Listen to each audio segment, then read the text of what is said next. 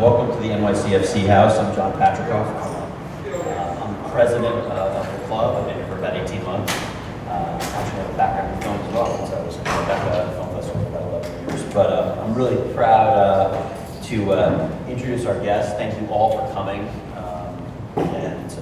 Adam Neuhaus, who's here, is the Director of Development for ESPN Films and Original Content, including the 30 for 30 series encompassing features, shorts, and podcasts. Previously, Adam was Head of Development for Radical Media, helping launch the YouTube channel Thinker and creating its hit digital series Prodigies. Adam also worked in original media, developing non-scripted shows, including BBQ Pitmasters, Dual Survival, and more. Adam started his career at IFP and worked in the mailroom with William Morris. Adam serves on the board of directors and currently serves on the advisory board for the Ghetto Film School, which is a very cool organization. So we're going to jump in. We're going to spend a lot of time, and this is going to be an incredible hour. There's probably no more ambitious media project that's happened, in my opinion, over the last 10 years than ESPN's 30 for 30 efforts. It's so incredible to have you here today. I guess we're still going to be So great to have you here. Thanks so much for joining us. Maybe just, I'm going to go on a total tangent. Do you mind starting off telling us about the Ghetto Film School? I think it's super cool. Oh, sure. Ghetto Film School is a great organization. It's a nonprofit film school that was started in the South Bronx that basically gives opportunities for people of diverse backgrounds. You know, they walk in and day one they get a camera and it takes them through learning everything you can about narrative film, and at the end of the kind of class they go to a foreign country and make a short film. And that basic beginning has now spawned out. There are 2 high schools. There's programs in LA now, program in New York. They're going to be opening up a London office. So it's become a real kind of change agent, and now it's been around 15 years. So I'm proud to have been working with them for about 10 years now, mentoring kids, helping them with films, helping them now get into those first jobs in the industry, you know, really trying to create a groundswell of talent. We just need different, more storytellers. And so for me, it was, what's an opportunity to give back in my city, in my industry. And so Ghetto Film School is like a perfect fit for that. So it's interesting. I mean, you know, so I do think there are people out there who, when they think about film, when they think about film, say it's a dying medium, right? You know, it's digital storytelling, everything else. But what is the state of film among young people, you think, and what's the life of filmmakers today? I think we just dropped the word film, you know? I think it's this dogmatic, like, this has to be in this bucket, this has to be in this bucket. That doesn't really serve people. I mean, people are gonna want, never before has it been a better time to be a content creator. There's more people buying it, there's more places to have it be seen. You can do any length. You can do a Snapchat show, you can do an OJ Made in America, and there's an audience for both. So I think the hardest part moving forward is discovery, finding the good stuff, and now there's way more choices for consumers in general. I mean, it's the same way. You guys are fighting against every entertainment option in the world as well. So I think if you make something really great, though, it will be found. There's no such thing anymore as, oh, it's unseen. If it's really that good, there are people every day scouring every corner of the internet to find it. So I just think it's a great time to be a content creator. And, you know, whether it's watching something on here or on the big screen, I think that's something that for every person will be different. But I think no matter what, there's a space for every one of those experiences in your life, and probably depending on where you fall in the age range, how much more you need to be in the big screen versus here. But I think it's a great time for film. I'm going to come back to that because obviously ESPN Films, 30 for 30 is known mostly for the documentaries people see on TV, but the reality is you guys have done, I think, exactly that across multiple platforms. But before we get there, let's just go back. For those who don't know or don't remember, explain how 30 for 30 came to be, what it is, and kind of... So it's a brainchild of Connor Schell, who's the head of content at ESPN, and Bill Simmons, who many of you probably know. And it was supposed to chronicle 30 stories from the first 30 years of ESPN. So it was an opportunity to, you know, it's a director-driven series, so it's not just about what's the topic, but it's who's telling that story and what's their take on that story. So they, you know, took on 30 films. It turned out, it was an incredible amount of investment by ESPN. I mean, we hear all the time other brands talk about, we want to do the 30 for 30 of medicine, of legal, or whatever it is. But, really to put 30 films in motion is a significant investment. So they started it, they thought that was going to be it, this kind of great capsule collection of 30 films. And then the audience just kind of kept clamoring for more. So it became, all right, let's do another 30 films. And now we're just finishing up our third set of 30 films. So we're at 90 plus films. And I think my favorite part about the series is that it is director driven. So if we were just chronicling, these are the biggest moments, I think they would start to feel the same. And I'm not sure we would have gotten to 90 films. But the fact that it's each individual director's take, their talent, the way they're telling the story, you'll see a variety of formats among all the films. So I think that's really lent itself to the sustainability of it. And then for me, it's great because I get an opportunity for every film to kind of work with a different person and hear their take on it. So as director of development, you're obviously among the people who are kind of considering what are you guys going to make next. Yeah. Take us through a little bit of the process of how when something comes across your desk, or is it you going out and looking for it? Yeah. What kind of happens? Yeah, it's a little bit of both. I think, at this point, we've heard lots of pitches, as you can imagine. The series has been around 8 years. Almost every sports idea has been coming. It's very rare we get something like, I've never heard of that thing that happened in sports. For us, again, I'll go back to the director thing. It's not just about identifying a sporting moment. It's saying, here's a sporting moment, here's how I want to tell that story, and here's why I'm the person to tell that story. So, finding new directors. So a lot of what we do is we either internally come up with a few ideas, but I would say 80% is stuff that's pitched in from directors or me trying to go find directors and trying to find, have them tell me about their most passionate story. The best thing about sports films is that every director, even if they're not a sports fan all the way, has one sports idea. Sports is so pervasive in culture that even if you're not a sports fan, great directors have some connection to sport. So yeah, the pitches come in, and we're again flexible depending on the film. Some filmmakers who we really trust, it's kind of let's all get on the same page about what this film is about and what you're trying to do, and then go off and then come back with a rough cut and we'll come back in. Some filmmakers were involved much more during the process, but I'm evaluating, I would say, our development team 20 to 30 pitches a week, which is pretty heavy amount of pitches coming in. So, and how many? It's 20 to 30 a week. So my math is, so that's like 1,500 a year. It's a lot. Guys are going to make. So maybe I'll say 1,000 a year would probably be a better. And how many you'll end up making? How many? I will probably be at like 6 or 7 a year. Yeah. And they probably take about a full year. OJ Made in America obviously took longer. Some projects. Our whole thing is, find great people and then give them time and money, and let them, really. I know it's like amazing little equation there. Find talented people, give them money and time, and then get out of their way. So, so we try to let people tell the story as long as it takes within the budget. You mentioned OJ Made in America. Remiss if we didn't talk about it. It's obviously, I think, probably the height of achievement in some respects, certainly from a creative standpoint for 30 for 30. How many people have seen Made in America? Wow. How many people have seen every part of Made in America? Okay, good. Wow, that's good. Unbelievable. So tell us a little bit about the project for those who don't know, and just kind of. So I think that's a perfect example, and I think you're right. I think it represents the best of the brand, and what we've been talking about internally is now that's the bar. Not that everything's going to be 7 hours and 45 minutes, but that is the bar of storytelling in terms of what we can bring to something. So, when I started, I've only been at ESPN 2 years, but if you had told me, oh, we're investing all this money in an OJ story, I would have been like, really? Like, do we need more? But I think one of the great things about ESPN Films and 30 for 30 is we're always looking at things that have a little bit of distance, usually 15, 20 years away, so that you think you remember it, but actually you don't. You remember it through the prism of how you remember it, and so you can bring something new to it. But that's something where, all the credit. Connor Shell kind of greenlit that project, but the credit goes to that filmmaking team. Ezra Edelman and producer Carolyn Waterlow were meticulous, organized, disciplined,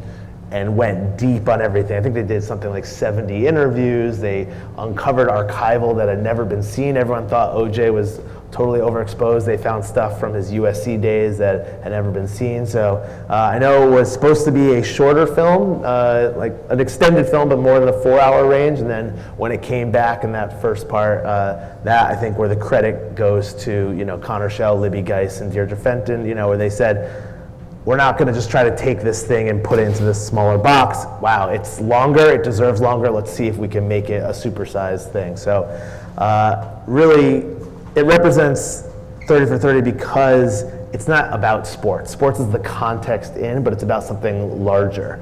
And it's not just about who won the game, but it's how did we get to this point and what's the impact of that and how can we talk about bigger societal impacts. So I think kind of objectively it's the North Star now in terms of besides OJ, I mean, which of the 30 for 30 projects that you look at, maybe one you weren't involved with, do you look back at and say you're really proud of? Well, I think heralded, sure. so to speak. Well, I would say heralded correctly is obviously soccer film Two Escobars. Yep. I'm sure hopefully everyone here has seen that. I think that is just an amazing film for a lot of the same reasons, right? It's not about sports, or sports is the way in, but it's about something larger, narco soccer. Tell everyone just a little bit about that story. Yeah, so Two Escobars is about the relationship between Pablo Escobar and I forget his first name, Escobar, on the Colombian national team, and their divergent and converging stories, and told through the lens of Colombian football at that time and the influence of the drug trade on that. So it's a fascinating film and easily one of our best. But what's interesting, even before I got here this morning, I was just going back through all the old ones, and I don't think I've seen all of them still, and but you'll catch them on television and it'll just kind of transport you. I mean, during the US Open, they were playing the Jimmy Connors one about his run as a 39-year-old, and just watching it, and I'm always interested to see which films age well and which ones maybe less so, but there's always a way to dive in. But I'll tell you one that I think is underrated and is very different in the format. It's another OJ story, but it's called June 17th, 1994, which is a Brett Morgan directed film, and that one is about the confluence of sporting events that happened on the day OJ was in the white Bronco, and it's told entirely using verite. So entirely using the archival of the games and news footage, and just kind of, again, puts you in this day and just drags you along for the story. So I always look at that one as something Remind that's people, I remember where I was. I know exactly where I was watching TV with Bob Costas kind of doing, there you go. During the NBA playoffs. There was NBA playoffs going on. There was just a variety. I think there's a big golf moment. It was an Arnold exactly. Palmer's big day as well. Exactly. So there was just a lot of different things on that one day.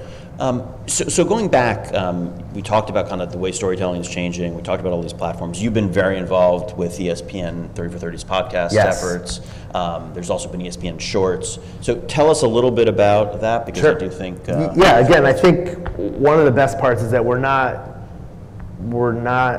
resting on our laurels. We could just kind of keep churning out films, but I think we're always trying to find, like, if we get a pitch in, what's the best way to tell this story? And so because of that, and because of all the pitches coming in, we've started to do short films, stories that are not quite ready for a full piece, and then podcasts. This year we launched 30 for 30 podcasts this summer, audio documentaries, so not necessarily two people sitting and having like a talk radio conversation, but more pulling you into a story as like an audio documentary. So using archival and using fresh interviews. But the best part about that is we can then tackle stories that maybe didn't have great archival video. So a lot of times we'll get that too, right? If somebody tells us an amazing story, it's like, well, how are you going to tell that story? Well, there's no footage. It happened off the field, but and that might make for a boring film, that talking head. And yet for a podcast, that could be actually perfect, right? So it allowed us to tell kind of different stories. And so we told the Dan versus Dave story, which is partially about the Reebok advertising campaign, and then partially about the story that people kind of maybe forgot about, these two unknown guys who were put at the center of the decathlon for the 92 Barcelona games. But then we also told a gambling story, which might not have worked well as a film, but where Phil Ivey and a mysterious Asian accomplice, which was our hook to the story. Everyone was talking about Phil Ivey as the main part of the story, but it's actually this woman who had learned this fantastic way of kind of gaining an advantage on casinos, and in all the articles she was just referenced as Asian accomplice without even a name. So we were like, who's Kelly's son? And telling the story through that was, I think, again, I presume the title of that podcast is Asian Accomplice? It's called a Queen of Sorts. Queen of Sorts. Okay. See that? See what we did there? Yeah, but that idea is something that we look for a lot, which is, here's this thing you know, but we're going to take you in a different way. We're going to teach you or bring you something that was underreported about that. So I have to admit, I'm not a huge consumer of podcasts. Just tell us like a little bit of are people, like, how big are podcasts nowadays, and like how successful kind of yours? I would say, among all kind of media right now, I think that branch of media is still on the kind of hockey stick of growth. So it's the easiest to get into because the equipment doesn't require much. So you have obviously incredible talk show type stuff, but now you're seeing a lot more creators using the format in a variety of ways. And it's fascinating, right? Like, people thought radio was kind of dead, and here it is now in this new form of podcast that I think is really taking off. And it's, we launched it, it's in, 8-10 weeks, it's already, probably the top or biggest podcast in ESPN history, very quickly. We are now going to be we have 4 or 5 more coming out in November, and then a whole slate next year. We're going to try to get more ambitious. All of them right now are single episode documentaries. They're like 40 minutes, but we're going to do multi-part ones. And, I think there's something magic about putting on the headphones and having a famous person right in your ear. There's an intimacy there that you don't get from the film. So that's been fascinating for us to think about storytelling and like what story would benefit from that intimacy. Which story? Yeah. And who's the creative? Is there a director behind each of those podcasts? Great question. So it's a little bit different. We hired an internal team. So again, the lion's share of the credit goes to these audio producers that we hired on our team, who produced all of them in-house for the season 1. And now moving forward, we are partnering with, just like we did for 30 for 30, partnering with outside creators to help tell these stories and just working with them to help shape them. And do most of these audio producers come out of traditional radio? Or? So yeah, I think it's interesting too, and you talk about podcasts as a general thing, you have, this now generation of people who are schooled in WNYC, NPR, public radio, where there was no money at the beginning of their careers, and so they had to do everything. So you have these incredible batch of very talented Swiss Army knife producers, and now because it's so hot, all these legacy media brands are scooping up all these people who can do everything. And so now I think there'll be a new kind of generation of people who are coming into podcasts and saying, that's what I want to do, I want to be a podcast producer. So the bench, I think, is getting bigger. Upcoming projects. I know you've been very involved with a new project with, I guess, profiling Ric Flair. Yeah. Tell us a little bit about this one. We have a trailer. Maybe we'll do it in the smaller thing so it can run better. But this will be, our first WWE type one. It is the first one. And, we put the trailer online, and it was one of the most viewed things on ESPN all year long. This guy has charisma coming out of everywhere. And let's just play. It comes out November 7th. Go back, hold on. Shoot. Every man. Want to go back to Yeah. Try it again. There we go.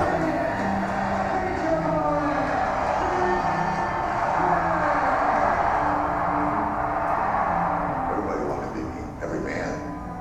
Because I had the nicest clothes, the biggest cars, and more women. And I was the best wrestler.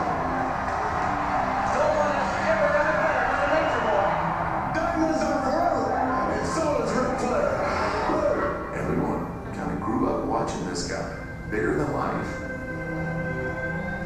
He could have his fantasy world of wrestling, and he could have his little family on the side until more of the fantasy took over. Wrestling was his lady. Wrestling was his love. That was his number one love. There's a lot of lying to himself that was going on. Richard Fliehr is the real guy. The nature boy Ric Flair is just a myth. You guys are good. spare my life for this business. It was something I was really good at, and then it became a disease. There you go. So I think that's going to be a monster for us. Feeling emotionally manipulated by them. Oh yes. Oh yeah. And the footage is incredible. This great, actor and everything else, and now we're gonna have to feel wrestling in that kind of 70s, early 80s, like a whole other world. So it's funny, when we talked about this one, I couldn't believe how social media just kind of blew up on it. So one thing, what would your advice be to, because we deal with this a lot in MLS and soccer in general, as we're thinking about how to grow the sport, how to connect across more media. Do you think that trying to push more stories to kind of these types of storytelling mediums would help soccer grow, or helps kind of any sport particularly grow? Yeah, I think MLS is becoming a force. I think everybody sees it. It's it's always been about when, not if.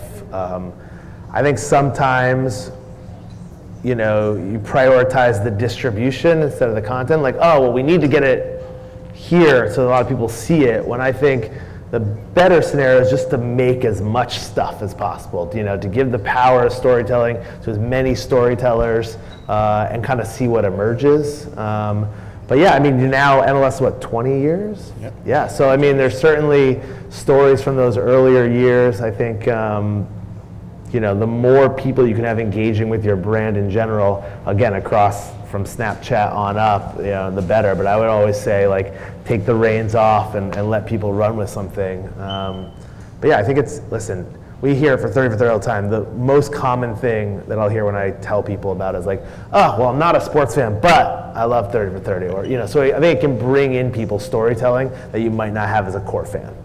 I'm going to open it up to questions in a little bit, but I'm going to maybe ask just a couple more beforehand. So for people who might be here and be thinking, maybe in the creative industries already, or filmmakers or anything else, what's the kind of advice you give to people who are looking to break in and ultimately be a start making something. If you're a story, writers write, directors direct. The best way to get noticed is not to necessarily pitch in an idea, but it's to make something great and then kind of move from there. But you just got to be involved in lots of projects. I think that's the number one thing. If you're looking to pitch a project or you feel like you have a story that's amazing, then I always say there's kind of a nice, the lesser known you are, the more work you should do for free on the beginning, on your own, and diving in and know the story. The bigger the name you are, those projects just come to your door and it says, would you like to work on this? So I think wherever you are on that scale, calibrating how much time you should invest. If you don't have a lot of credits and then you just pitch me, a story with one paragraph and just say, this is a cool story. It might be a cool story, but I don't feel like you might not be the one to tell that story. So I think go deeper than somebody would, be the expert on that story. Clearly, having the role you have, the title you have, it is by all accounts like the dream job, right? And certainly in film, from people who love sports. For your transition to ESPN, what was kind of the big driver? What do you think they saw in you and everything? So I spent my whole career on the other side, on the production company side, so trying to pitch in projects. So I now feel thankful that I've had that experience, so I know what it's like, pitching stuff in. So now I'm on the buy side, so now people call me with pitches. But it's been great. We try to do two things. We either try to say yes or fast no.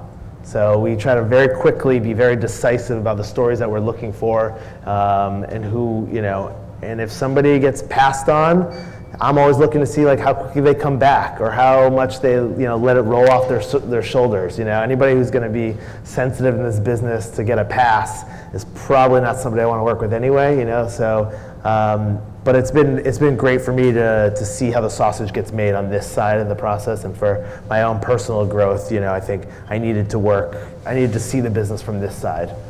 With a project like the Ric Flair one, how much time do you actually spend hands-on in the production? Are you actually involved? Do you meet the principals? Do you get an experience? Yeah, so I'm definitely at the front end of the process. So a pitch comes in, we say we're interested. I will work with the director. I mean, Ric Flair predates me just a little bit, but I will work with the director and really hone in, like, what's the story you're trying to tell? How are you going to tell it? What's the archival you're going to use? What's the topic? How are you planning on doing it? And then I'll hand it off to the production team, because I'm always, what's next? And then I'll come back in the process when maybe a cut comes in to kind of give some notes. But to be honest, having the delineation between the roles is actually important. Yeah. Because I'll see the vision of something, but then when it gets to the nuts and bolts and, hey, this person didn't show up for an interview, I probably couldn't do both of those roles at the same time. So we'll hand it off to a production team who is infinitely,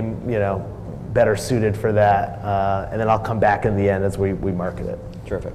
I'm going to open it up. If there are questions, I have a couple more, but I'll let people jump in. All right. Why don't you guys just introduce yourself briefly, just your first name? Yeah, go ahead in the back. Yeah, and just give a little context. My name is Adam Neuhaus. I actually work for the Bronx Borough President's Office with Diaz Jr.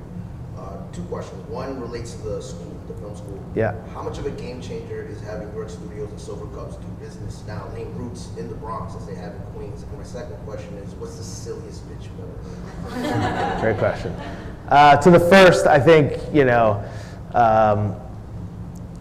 I'll go back to say that Catherine Oliver, who worked for Mayor Bloomberg, really helped transform the Office of Television and Film here in the city. And I think a lot of the things that she put into motion over, 8-10 years, are starting to happen. So I think any production that happens in New York is more exciting. I think it is up to the teams themselves to continue to seek out the next generation and to continue to find opportunities to give exposure and opportunities to people, because the best thing about the entertainment industry, it doesn't matter where you got your degree from. It's really apprenticeship business. It's something that you have to go through to earn. So to me, that levels the playing field for anybody. So I don't care where you got what your GPA was. It's about, if you're in production especially, it's about your energy on set, your ability to problem solve. And so that's a lot of what the program's about. And the Bronx Silver Cup is a huge part of that.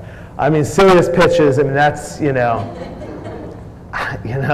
there are, I will answer it, but let me roll it through my brain, and then as we're answering more questions, I'll come back to it. Perfect. So we'll hold you to that one. But it's interesting. So ESPN Films and the majority of the team is based in New York, not in LA. Correct. Yeah, we're a mix. Half our team, yeah, exactly. Half our team is in Bristol, and half our team is in New York. I think the reason the majority of our team is based in New York is there are more storytellers here. Part of my job, the majority of my job, is meeting with filmmakers, talking to the creative community, and that would be a long commute, I think. Yeah. But it is interesting, right? I mean, there would be an argument that, you'd base ESPN Films in LA. Maybe. Sure. Yeah. I mean, we're documentary, so I will say, there is a very, I would say for documentary, it might be even 65-35 more in New York than in LA. But I certainly travel to LA a bunch, and it's phone calls and video conferencing. It all works out. Hi, Rachel from Kicking Screening Summer Film Festival.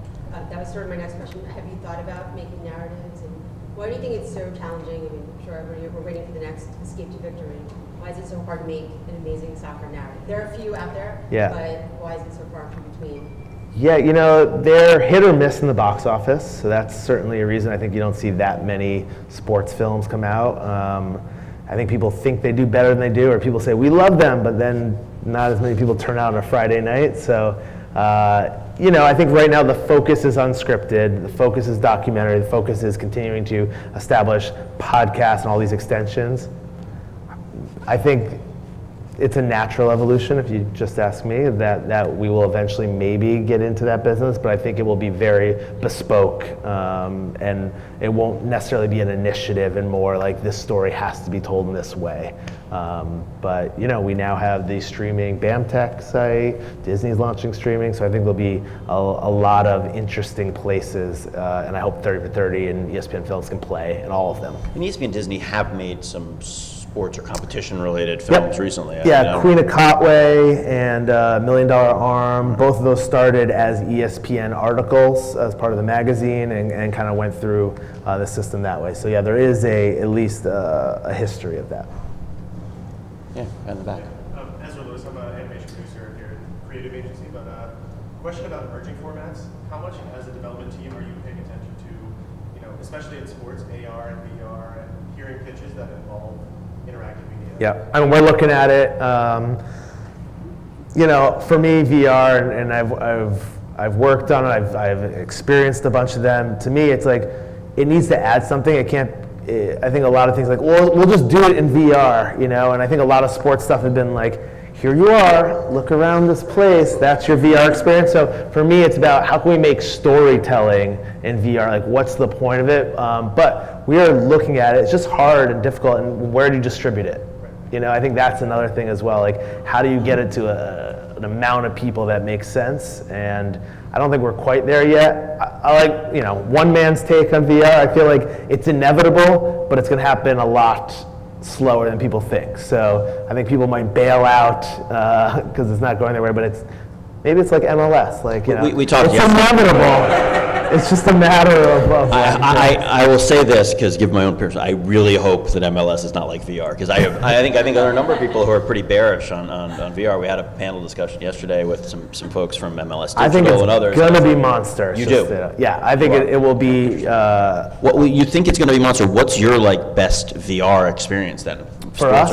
Or your just personally, what have you seen in VR that kind of makes you think it's going to be? I like the ones that I've been in a couple that are decision based, so putting you in, I actually worked on a video game called 1979 Revolution, which is about the 1979 Iranian Revolution. And the game itself takes place within you're not changing history, but you're making moral decisions with incomplete information. It was Sundance, I think, right? Yeah, so that played at Sundance in the VR thing. So that was fascinating to kind of, be immersed in a crowd. But there's a lot of experimentation happening, and I think that's really exciting. And I think there will be, this project comes out, and everyone goes crazy about it, and that will help move things forward. I think the eye gear's got to come down even more, but it's inevitable because the younger generation is using it and using it for playing video games, and so it will be a monster, I think. Do you get pitches? Have you gotten pitches yet for esports or anything like that? Yeah. So. Is there a chance you'd?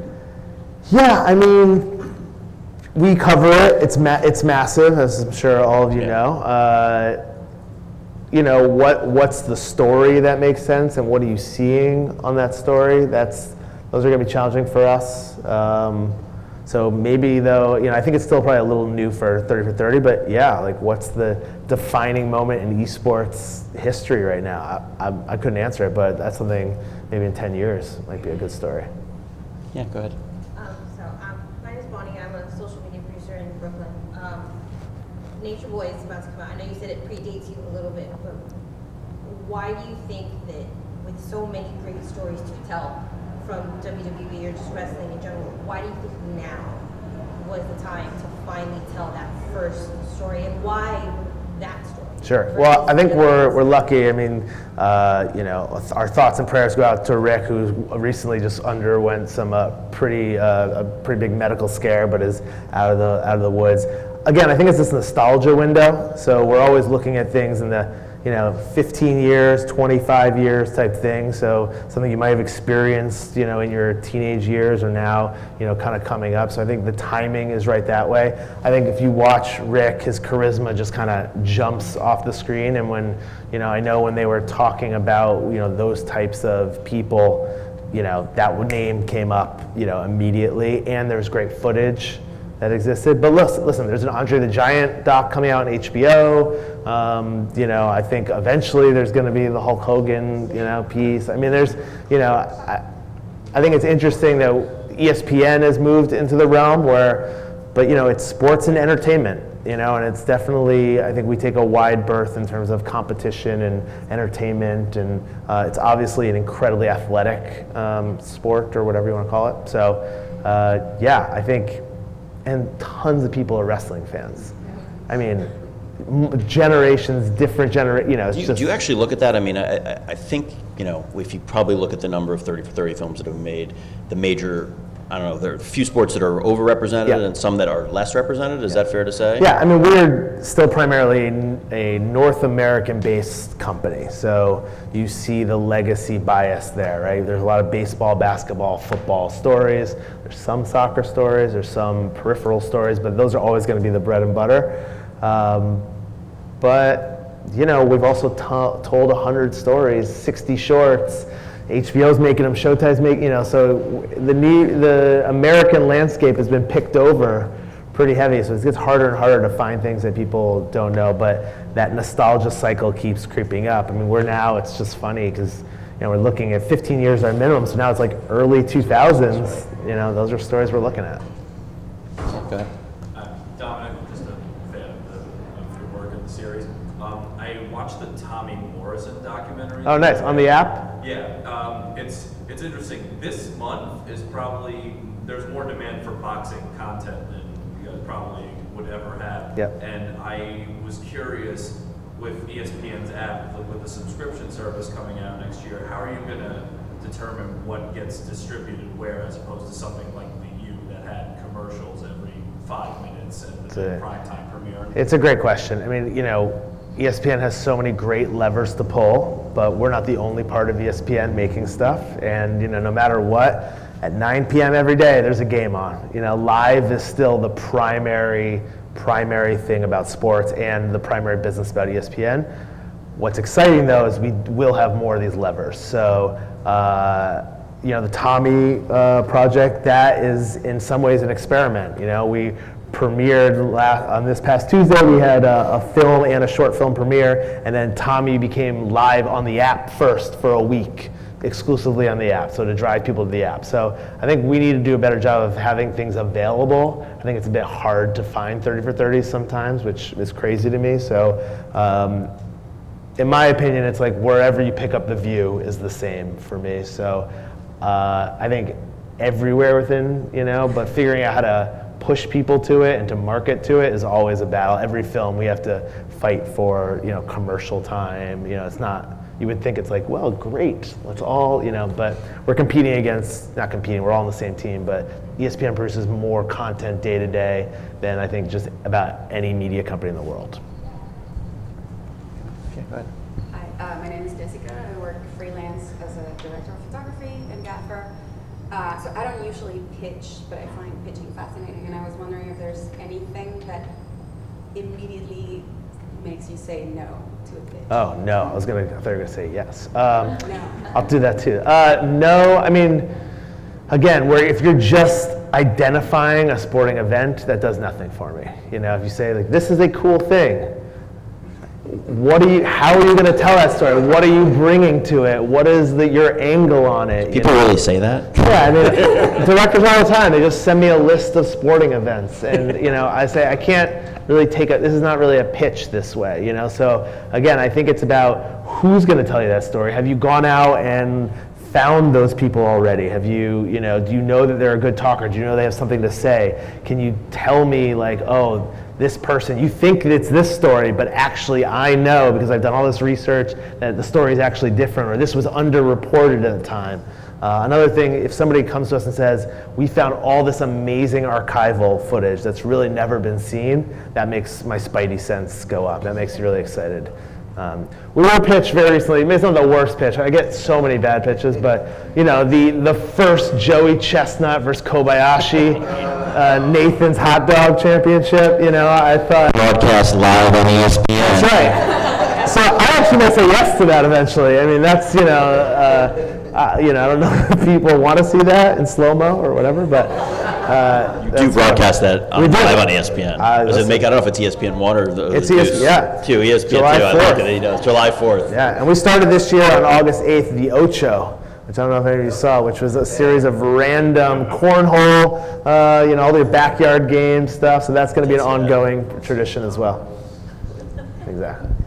Yeah, go ahead. Hi, Amy Lerner, newbie filmmaker. I've been working for the last 2 years filming a motorsports documentary, and we are wrapping up in November. It was all leading up to this one race, and I kind of just had my head down, making sure that we captured everything we captured, and now I peek up and I'm like, okay, now what do I do? You know, there's so many options for distribution, and someone who doesn't come from the industry, it's overwhelming. Do you have any suggestions? Sure. Is it better to distribute one way or another? You know, is it? There's no perfect answer. Yeah. You know, there's no, you know, well, but it just means that there, you know, there's wherever the best spot for it. I mean, I think look for the most natural, where the audience is. Don't necessarily prioritize the biggest name over the right spot. You know, if it's your first film, you know, then this is really the calling card for your next film. You know, so. But yeah, I think, you know, if you're in the edit, I mean, that's where you're really going to find your film with a very strong editor. And, you know, the documentary community is not that big, so I think cutting together like your best 5 minutes and trying to get that in front of as many of the key tastemakers that you feel like are a fit is a good thing. I think going to festivals and going there and being able to shake somebody's hand, even if you don't have a film there. I mean, this is the Doc NYC is later this month, so IFP week starts on Saturday. So I would say, like, have, you know, whatever you have, get in front of other filmmakers, talk to as many other producers, you know, and then the best thing about advice is you can ignore the stuff you don't like. So I would just gather as much advice and then just close your eyes and pick a direction. So I just want to jump in with one thought, which is it's great that you're here, and Kicking and Screaming Film Festival is, you know, an incredible film festival. The dates of it are set, are they? We're going to do one night actually in Los Angeles now for the first time in December 8th. And then the plans for New York next year would be pre-World Cup, so probably between mid-April and mid-May. And tell everyone just a little bit about it. I'll give you a little time for a plug here. I probably watched over 400 soccer films. Yeah, so basically, Kicking and Screening is dedicated to showing the best of global soccer films, shorts, features, narratives, animated documentaries. We started in New York. We've done 9 in New York. We've done about 20 globally. And it's not a side job, but we really got the culture of the game, and we show the films, we have panel discussions around them, and it's, so I'm always on the hunt for, if anyone's making soccer films or wants to pitch me, happy to hear them. And, and we have shown Two Escobars, I agree, it's a fantastic film. I saw the Knights of Manticore, we've shown Two Escobars in some of our festivals. The Hillsborough is great. Hillsborough. And this summer, the Hillsborough director just releases his next film for us called the George Best film, which you guys saw a little bit of, which I highly recommend. And talk about great archival that exists. He really had some amazing stuff. So I was going to segue from there because I spent time at Tribeca, and we had a partnership with NYFest and Dylan Liner at Sony, who's obviously a really accomplished, you know, film executive, but also has created this great soccer and film community event. I don't know if you've played there. But what do you have a sense? Hard question, but do you have a sense of like why? I think soccer in particular is really strong among the creative community, and why there's like a greater contact between the two? I think because the creative community is definitely a bit more international, so I think that's a huge part of it. I think also in the US, you know, Saturday mornings for Premier League was an empty slot for sports. There was nothing to compete against, so I think that's a huge deal. And then I just think, you know, rise of social media, you know, I mean, it's truly all the biggest social feeds are soccer feeds, you know, so,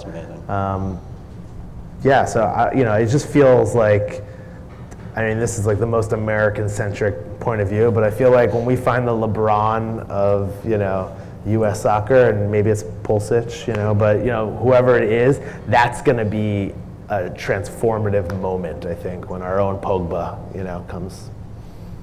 Yeah, question. Sure. Because I think a lot of I've seen a fraction of the 30 for 30 are sort of star-based, or documentary about an event that happened from sort of the player of the sport, the event that happened, not as much around like the stories around like the fans or the person selling pies in the stand. And then some of the best films we've seen, there's not even a scene on the pitch. They're documentaries, but they're from a fan perspective or a kid's perspective. And I'm just wondering if you ever think there'll be a time where you'll greenlight sort of the documentaries, but around the sport? Yeah, I mean, I think, you know, we have, You're right. Most of the 30 for 30s are around, a key person or a key event. I will say there are some great, more anonymous stories that are good. We always say, like, the lesser known you are, the higher the bar for how crazy the story needs to be and the impact of that story. So I think there are some great ones within the collection. There are I've seen a lot of fan media, a lot of unscripted stuff. Personally, my belief is that, I think more about the culture of something. So I'm kind of walking back through all my answers here, but I think it's important. But to be honest, I think the players, I actually think even coaches get too much media attention. To me, it's about who's the people actually doing the thing. But yeah, I think the culture of sport is so important, and the way that people identify with things beyond just the win or the loss. So yes. Is that I mean, with your personal opinion here, yes. Is that an issue you think with sports media today and the sports world, that there's too much focus on what happens off the field?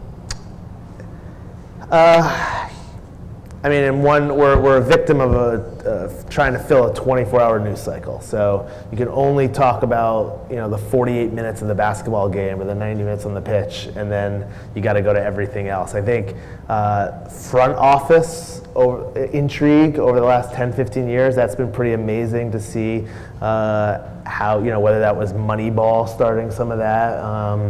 I think in fantasy sports, right, where you're the kind of general manager. So I think that's been fascinating to see how the business has turned into its own sport of draft picks, and people love following that stuff. But in general, I just want to make sure that the players are the one playing. I mean, the coaches are amazing, and certainly the great coaches can elevate teams. But in my opinion, it's the people in the Coliseum, that should really get the lion's share of attention and the money. I think we have time for maybe one or two. Okay, last ones. Yeah, great. Could you just introduce yourself, just your name and...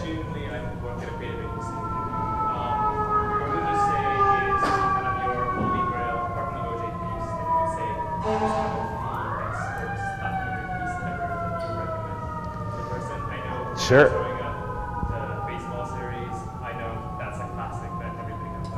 Yep. Sure.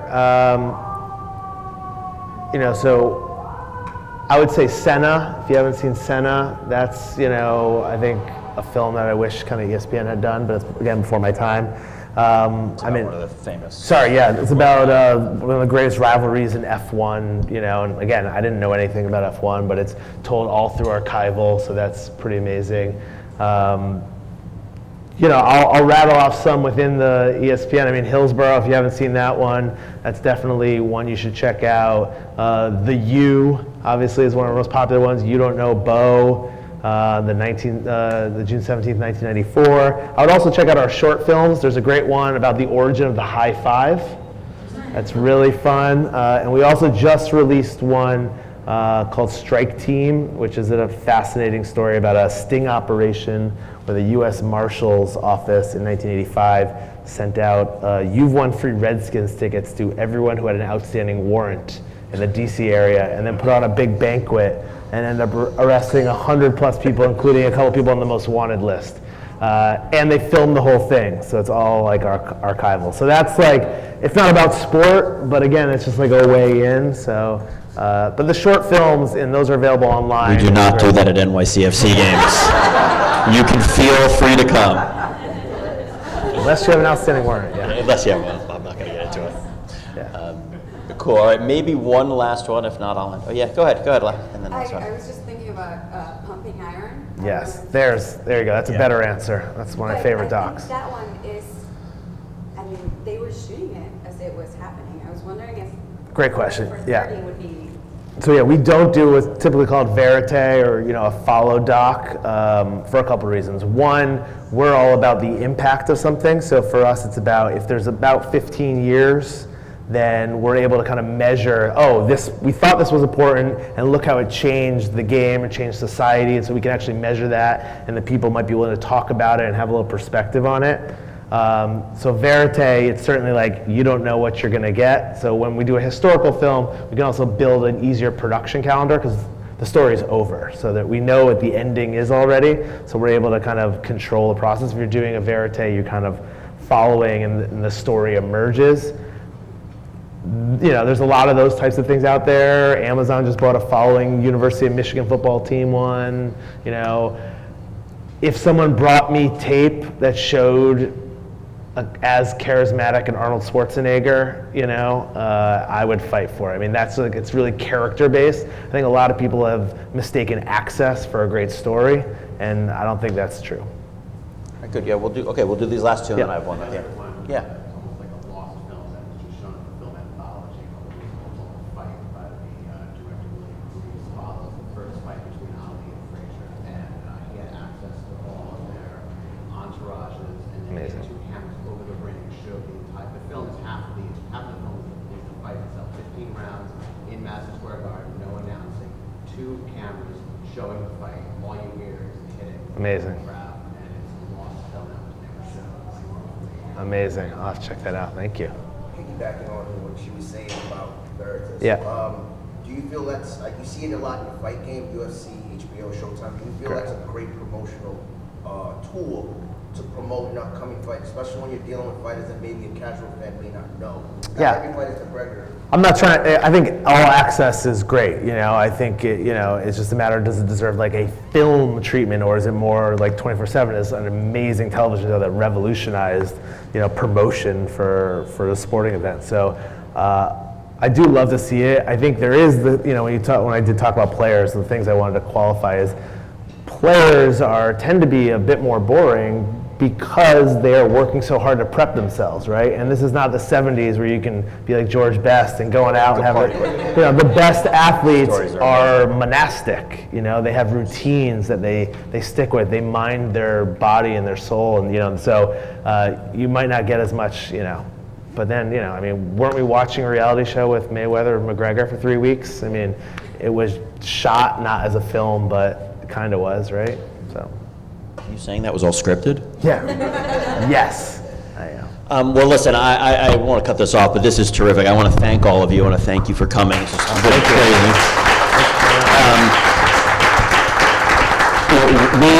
Just a couple quick notes on NYCFC before we wrap up. We actually made a film, it predates my arrival, called Win, which hopefully some of you have seen, which documents the founding of the club through the first season, which I actually think is a great film, and I can say that because documentary, I had no involvement with it, and it was in the Tribeca Film Festival, and it's just a great film. So if you're a fan of the club and haven't seen it, I would definitely encourage you to watch it. And I will say, if for a club like yourselves, just documenting your own history, in every form, you'll be happy to have that, so it's like, why not? Yeah, and again, we are a club that is all about New York and about this region, about the 5 boroughs, and the creative community and the filmmaking community and the documentary film community are all huge parts of that. And so really glad to doing something like this, bring you all together. I hope you'll come out to the games. I hope you enjoy. I hope you just feel part of the club, and hope you feel like we represent New York. That's what we're about. And so thank you again. Thank you for having me. Appreciate it.